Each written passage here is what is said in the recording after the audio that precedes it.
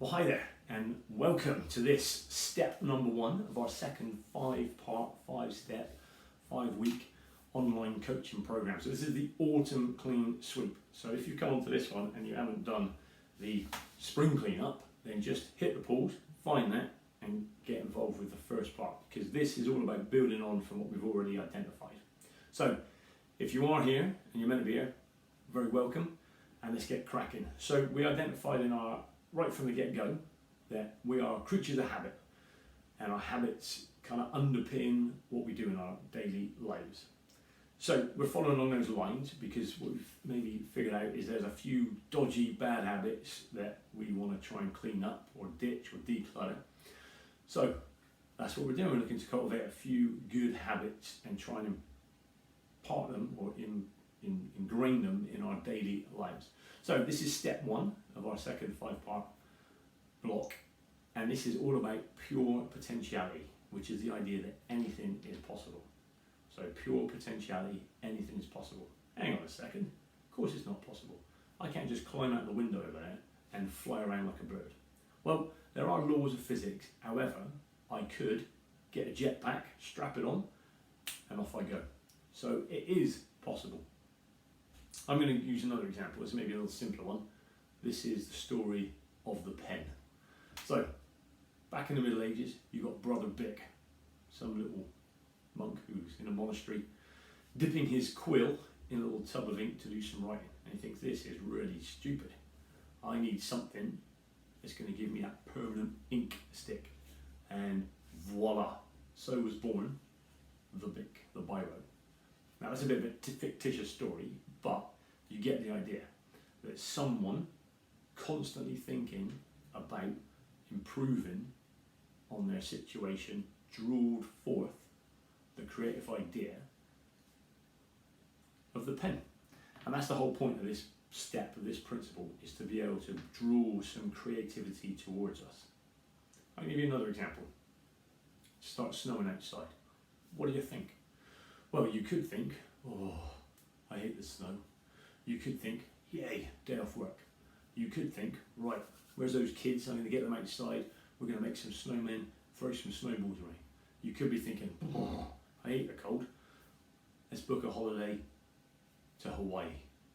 So what that means is from that one episode are different probability of reactions. Now, which is the most likely reaction we call the probability amplitude, which is the loudest thought or the prevalent thought or the most likely thought. When it's snowing, what am I going to think? Am I going to think yay or am I going to think nay? Now, there's nothing wrong with that. However, how does that sit in line with what you're trying to achieve? How does that sit in line with your success, with your happiness, actually? If a certain person walks into the room, do you instantly go, or do you get excited to see that person? Nothing's wrong or right.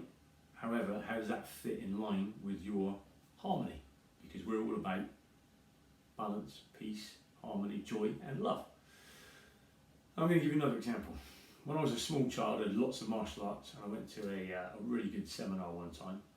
And this martial arts master was there, and he said, "What's this?" And he held up a piece of paper. And we all gave out kind of examples, good examples, da-da-da-da-da. And at the end of it, he said, "This is anything." Now, I can't do it, but he then turned it into a really cool little origami crane.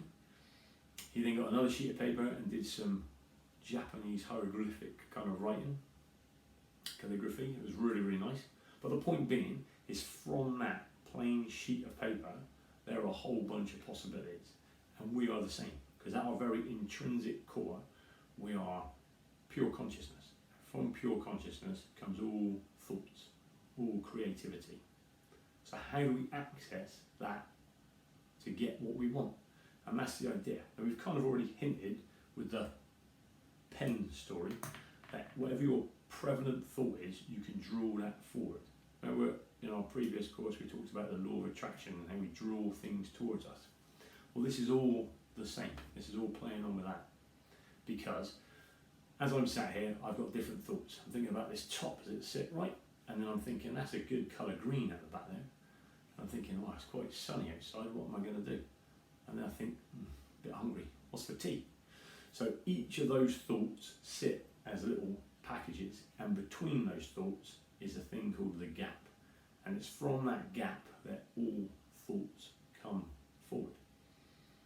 So I want to try and dive into that gap and allow the good stuff, we'll call it, to come out. What do you mean the good stuff?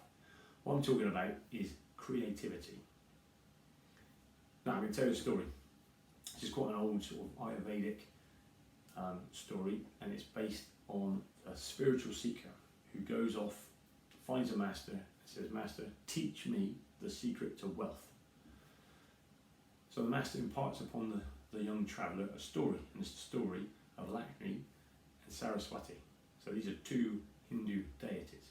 So Lakshmi was the goddess of wealth and riches, and Saraswati was the goddess of knowledge and wisdom. And the story goes that when you are chasing after Lakshmi, you're always chasing, because she's very fickle, very elusive, and when you're chasing after it, or her, you kind of get there but not quite. Whereas Saraswati is the goddess of knowledge, and when you pay her attention and get creative and get the wisdom, Lakshmi gets very jealous and then chases after you.